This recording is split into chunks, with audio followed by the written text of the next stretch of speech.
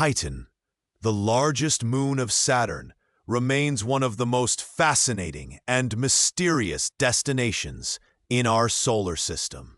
In the entire known universe, it's the only celestial body, apart from Earth, known to have both a thick atmosphere and stable liquids on its surface. But here's the strange part. Those liquids aren't water. They're liquid methane and ethane. This is a world where the bedrock is water ice as hard as granite, where mountains are carved by nitrogen winds, and where rivers of natural gas flow into vast seas at a staggering -290 degrees Fahrenheit.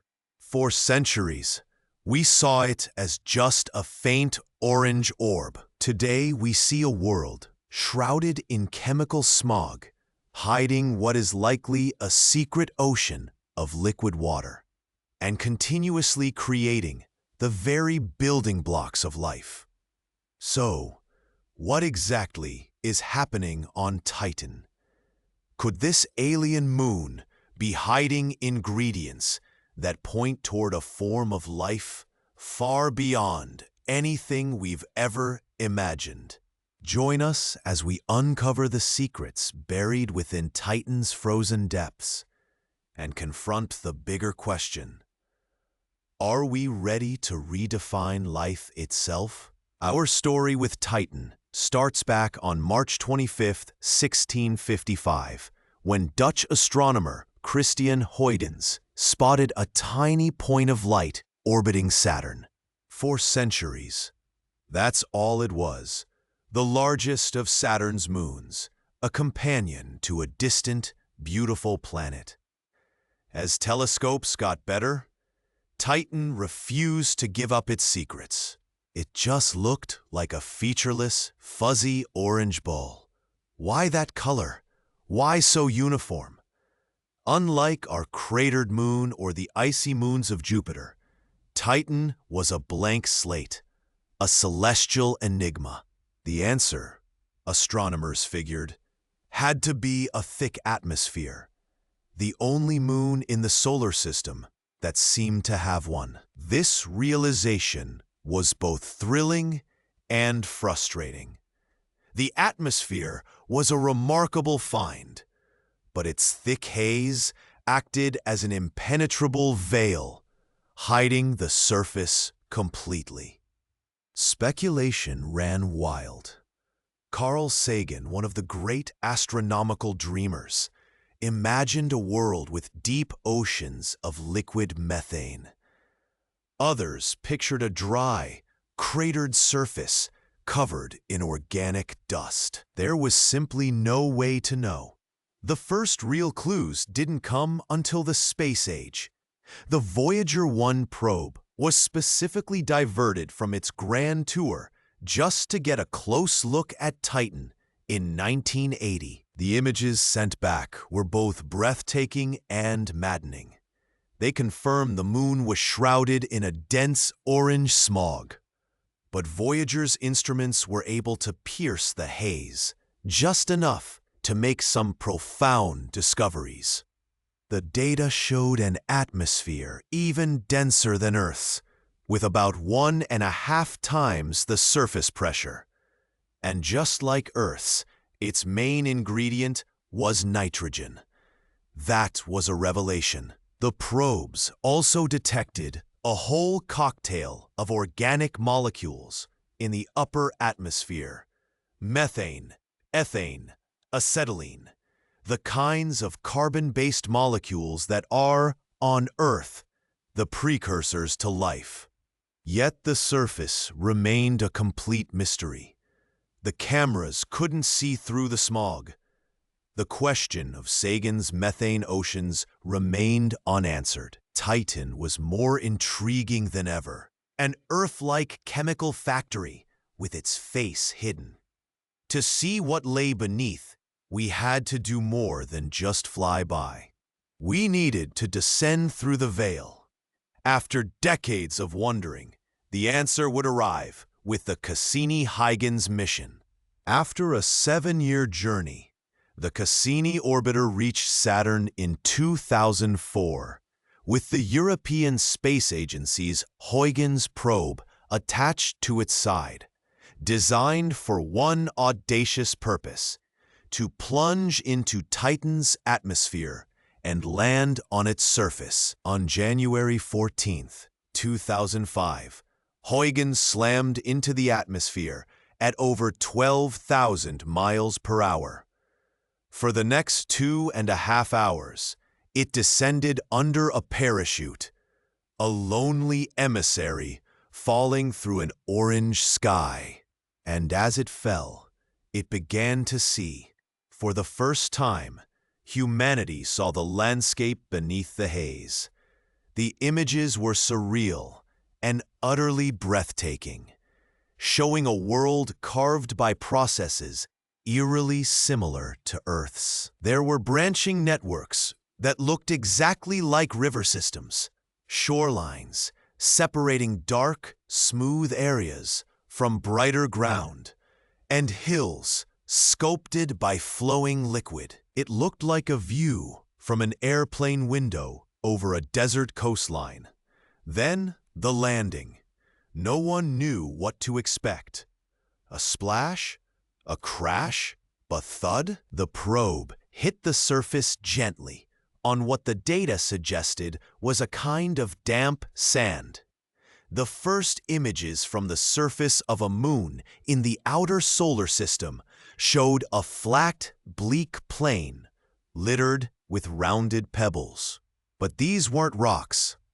They were water ice, frozen solid and rounded smooth by a flowing liquid. Huygens survived for over an hour, its mission a spectacular success. While Huygens gave us the ground truth, the Cassini orbiter spent the next 13 years mapping Titan from above with radar that could pierce the haze. And what it found was a world even more dynamic than anyone had dared to imagine. It turns out Carl Sagan was right. The radar maps revealed vast, dark, incredibly smooth patches near the poles. These were the liquid bodies we had dreamt of.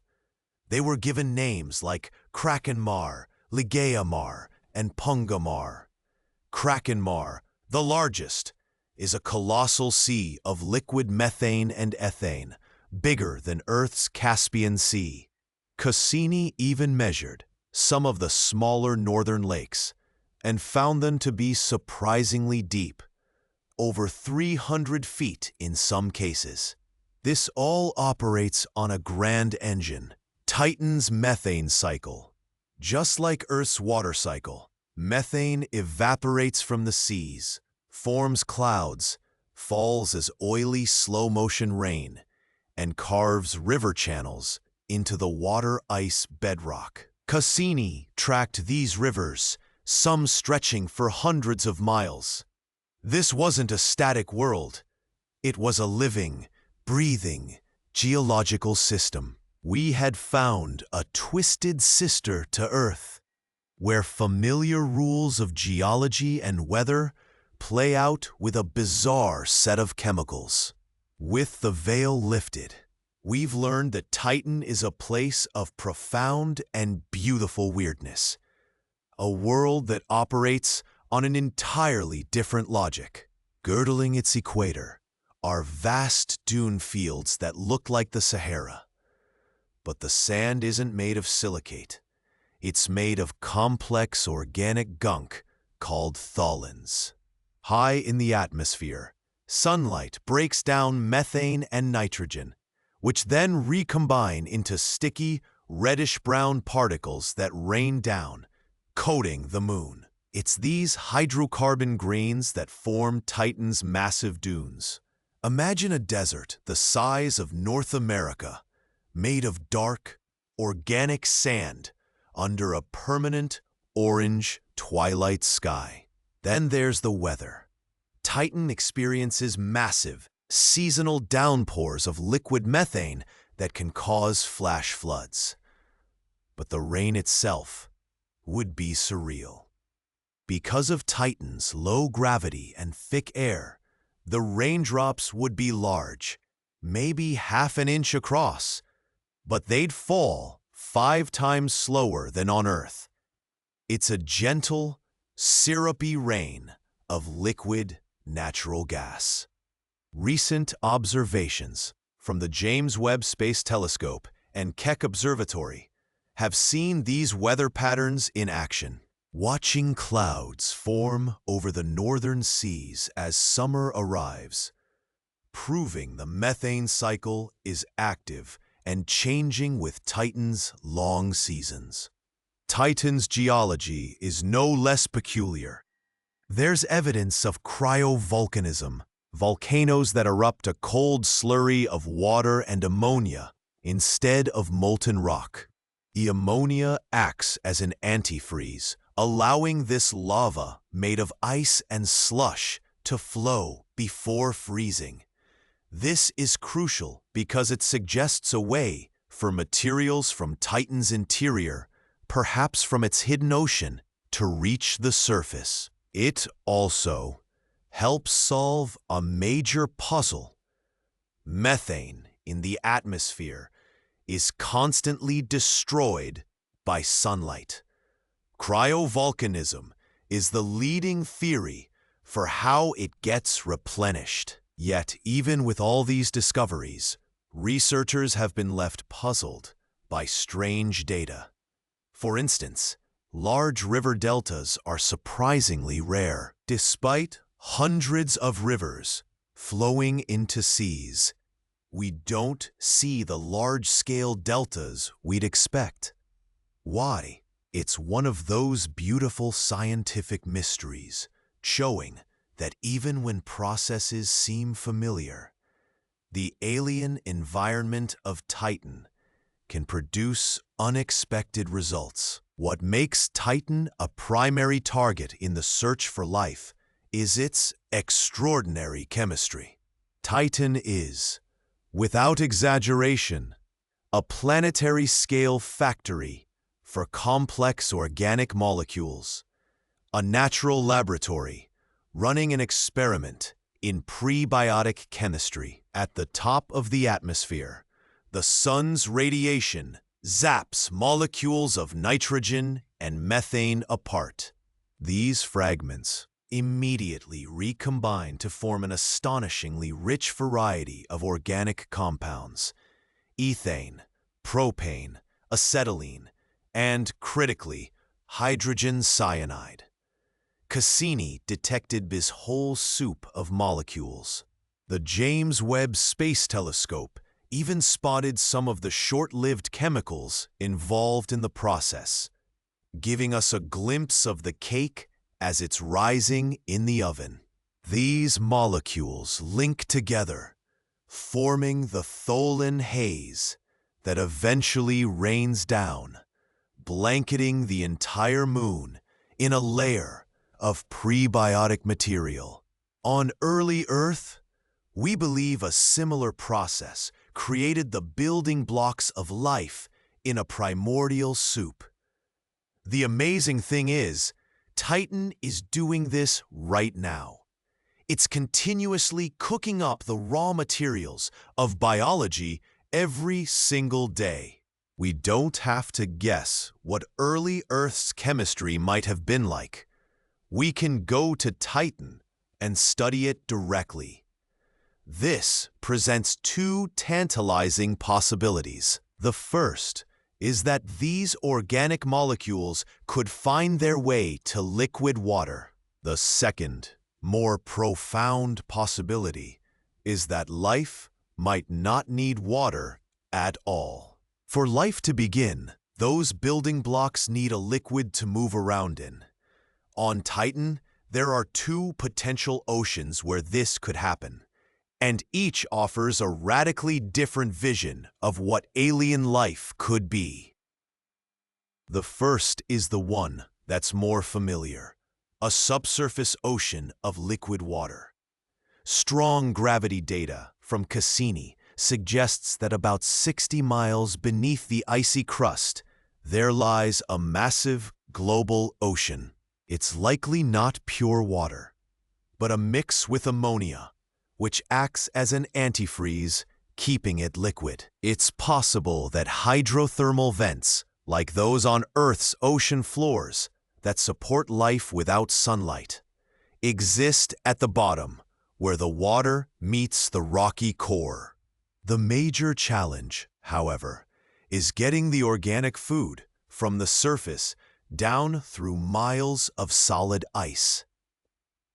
Large impacts could melt the crust and allow mixing, but some studies suggest this might not transport enough material to support a thriving biosphere. But what if life on Titan doesn't need water? This brings us to the more radical idea: life based in the liquid methane and ethane of the surface seas. Here, methane would replace water as the solvent. This presents a fundamental problem, as the type of cell membranes all life on Earth uses would simply dissolve in methane. But in 2015, a team of scientists proposed a theoretical alternative, a hypothetical cell membrane they called an azotosome. Their models showed it could be built from small, nitrogen-based organic molecules and would be stable in liquid methane. The punchline? Cassini had already detected significant quantities of one such molecule, acrylonitrile, in Titan's atmosphere. The very ingredient needed for this hypothetical cell is already there. Life based on this chemistry would be extraordinary. Its metabolism would be incredibly slow due to the extreme cold. These organisms would live life in the slowest of slow motion. It would be life, but not as we know it. A second, independent genesis built on a chemical framework utterly alien to our own. To truly search for these signs of life, we need to go back. That's the goal of one of NASA's most exciting upcoming missions, Dragonfly. It's not a rover. It's a car-sized, nuclear-powered drone. Set to launch in July 2028 and arrive in 2034, Dragonfly is designed to fly through the atmosphere of another world. This revolutionary rotorcraft will be able to take off, fly for miles, and land at dozens of different locations. Its mission is to taste and smell the world of Titan. It will land in the organic dune fields and make a series of hops, ultimately aiming for an impact crater, a place where melted ice may have mixed with surface organics and liquid water for thousands of years. But prime spot where the building blocks of life could have had a chance to cook. Dragonfly will sample the ice and organic sands, searching for complex molecules like amino acids and for chemical hints of a bizarre, methane-based metabolism. The mission is now being built and tested, a tangible step toward answering the profound questions Titan poses. It will be our chemical scout on a world that holds the potential to redefine our understanding of life.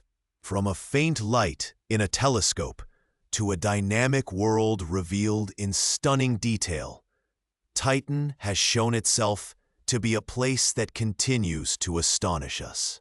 It's a world with an Earth-like cycle of rain, rivers, and seas, but one that operates on an entirely different logic.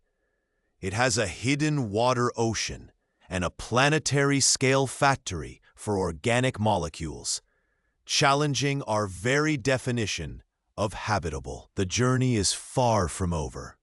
With missions like Dragonfly on the horizon, we are on the cusp of confronting the bigger question. Are we alone? Or is life a universal principle, ready to emerge wherever the conditions are right? What do you think alien life on Titan would look like? Would it be microbes in the deep water ocean? Or bizarre methane-based creatures swimming in the hydrocarbon seas? Let us know your thoughts in the comments below.